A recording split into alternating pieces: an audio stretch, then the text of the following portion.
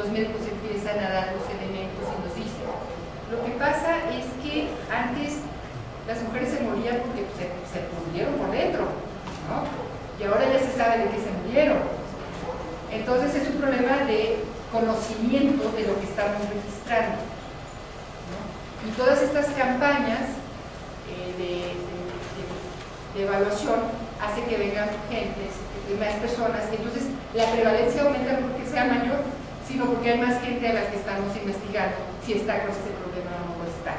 Entonces aguas.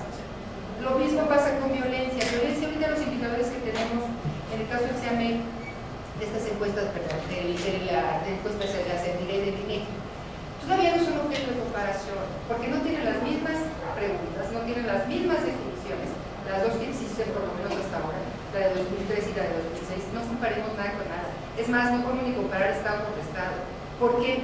Porque si hay un estado en donde se ha hecho una campaña muy fuerte en materia de violencia, las mujeres se han sensibilizado de que la situación en la que viven es de violencia y no es que el marido las quiere mucho y que por eso les pega. Entonces, si ellas se sensibilizan y lo ven ahora como violencia y antes o en otra sociedad, en otro estado, no han tenido esas campañas, pues obviamente los indicadores de violencia pueden ser más bajos porque todavía no aflora como violencia algo que sí es, ¿no?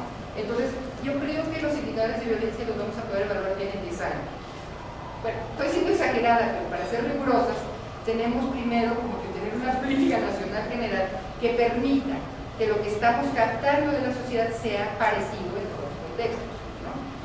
Entonces, bueno, esa sería la pregunta que tiene que ver con esto.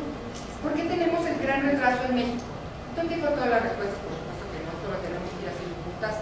A mí me parece que México fue muy rejego, las autoridades mexicanas fueron muy rejegas para tomar la agenda de las mujeres. Y aquí hay un ejemplo muy sencillo. En Chile, 10 años antes, se hizo el Instituto de las Mujeres, la Secretaría de las Mujeres. En España se hizo 10 años antes. Y con nosotros hubo muchísima dificultad. No fue si hasta 2000, está muy recientemente, hasta el sexenio pasado, cuando se aprueba el Instituto de las Mujeres. Cuando se coloca el instituto, por poco que se pueda hacer, algo se puede hacer, se puede avanzar más rápido que si no hay, ¿no? Entonces el proceso de institucionalización empezó 10 años más tarde, por lo menos, de lo que empezó en los países en donde tienen ejemplos de mejores prácticas, como puede ser Chile o como puede ser España, ¿no? Esa yo creo que es una de las explicaciones del rezago. Tendremos que buscarle más. Luego hay otras explicaciones que tendremos que profundizar de que si los indicadores que se están usando son o no los adecuados. Por ejemplo, el indicador de esperanza de vida es un indicador muy malo. Ahí lo que dicen las médicas y la gente que nos metemos en esto es que tiene que ser un indicador de años de vida saludable, porque de qué nos sirve vivir más a las mujeres si los últimos años de nuestra vida nos las pasamos en una calidad de vida terrorífica, ¿verdad? Por una serie de secuelas que tienen que ver con la maternidad, y a lo mejor sí vivimos más, pero no vivimos ya sin baños, sin ingresos, y una serie de cosas, ¿no? Entonces, eso se tiene que revisar con los contenidos de los indicadores, y ya me están apurando. A niveles sindicales, queridas, pónganse a hacer estadísticas a niveles sindicales porque hay muy poco. Tenemos que hacer un registro, y bueno, eso se lo tenemos que pedir al INEGI. Tenemos que hacer una carta a Santos con mucha firmeza al INEGI sobre una serie de indicadores que no existen. Bueno, yo creo que ya se acabó el tiempo. ¿Cuánto tiempo queda? 5 minutos. 5 minutos. Entonces déjenme ver qué más hay. Bueno,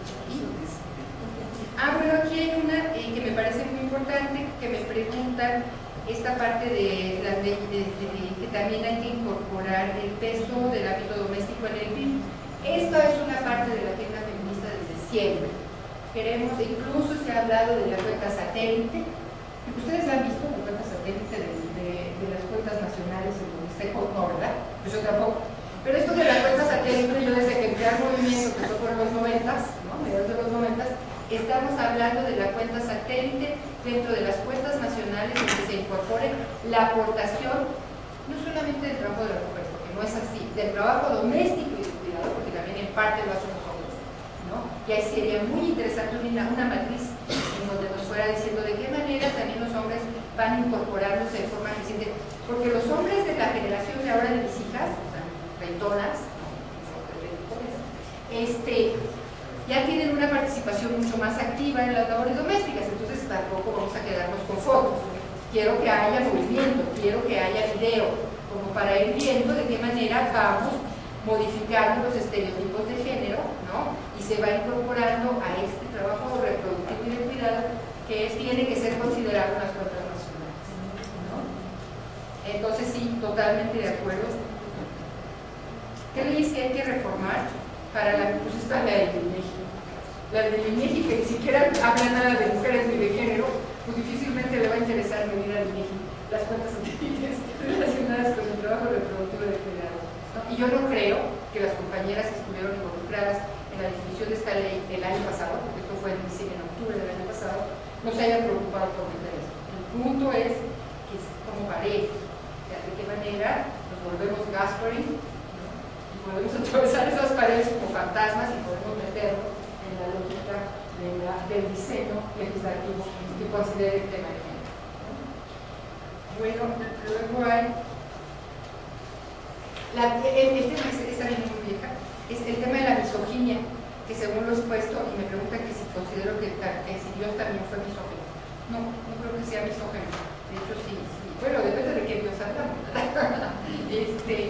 Yo creo que ningún Dios es misógino. Incluso si vamos al Dios que para la mayoría de los mexicanos existe, pues no es misógino, por supuesto que no. E incluso está toda la parte de ese planteamiento de los templarios, ¿no? de Jesucristo casado con hijos, ¿no? Que bueno, de hecho toda la historia de la Biblia se hace muchos años después de la existencia de Jesús. Entonces, bueno, a mí me gusta más la historia de la Magdalena, yo me llamo Magdalena, de la Magdalena esposa de Jesucristo, ¿no? Con descendencia, y que era un ser terrenal y amoroso y demás, ¿no? Entonces, no, por supuesto que no considero que no sea misógino. Yo creo que las estructuras eclesiales y la burocracia eclesial, no se dice así, como se dice a la iglesia, la jerarquía católica es la que ha descompuesto muchas cosas. La jerarquía y el canon. La jerarquía, el clero.